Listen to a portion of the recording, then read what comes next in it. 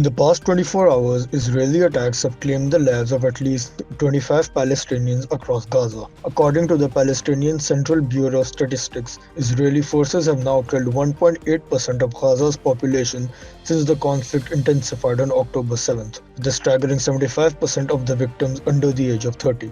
The ongoing Israel's war on Gaza has forced tens of thousands of Palestinians to flee from Khan Yunis, leaving them to sleep on sidewalks and streets across the enclave, often without the access of basic necessities like food and water. In a bid to halt the bloodshed, Hamas has urged the United States, Qatar, and Egypt to submit a plan to implement the ceasefire proposal put forward by US President Joe Biden. Hamas criticized the ongoing negotiations and called for immediate action to establish peace in Gaza, where the death toll has now reached at least 39,897, with 92,152 wounded. Meanwhile, tensions are escalating beyond Gaza as Hezbollah launched a barrage of rockets into northern Israel, targeting several towns. The attack underscores the growing instability in the Middle East and the potential for the conflict to spread across the region.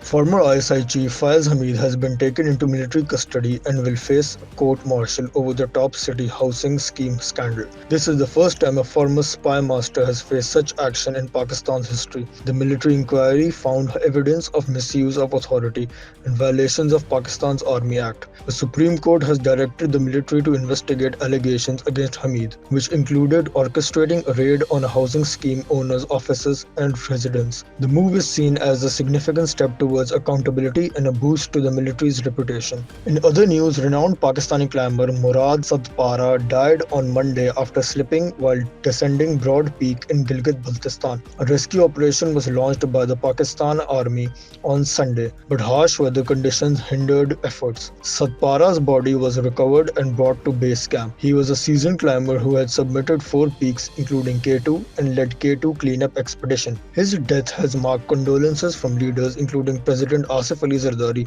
Mountaineer Naila Kiani called for improved rescue procedures and suggested allowing private helicopter services to reduce reliance on military resources.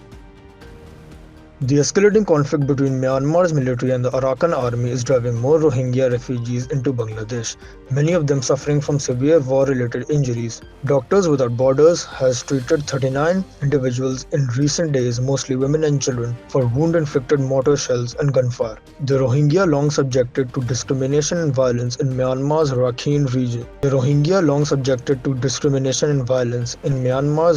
State face an increasingly dire situation as conflict intensifies. MSF has raised concerns about the shrinking safe spaces for civilians in Myanmar and is calling for immediate protection and access to medical care for the affected populations. The situation remains precarious, with reports of indiscriminate attacks and civilian casualties, including a recent drone strike that killed dozens, among them a pregnant woman and a child. Meanwhile, in Bangladesh, the political instability following the ouster of Prime Minister Sheikh Hasina has led to a surge in violence. This turmoil is pushing Bangladeshis, particularly members of the Hindu minority, to seek refuge across the border in India. India's border security has arrested 11 Bangladeshis attempting to cross into the country, with hundreds more waiting in desperation for permission to escape the violence. The Indian government is closely monitoring the situation, particularly the safety of Indian nationals and minority communities in Bangladesh, as attacks on Hindu households, temples and businesses continue.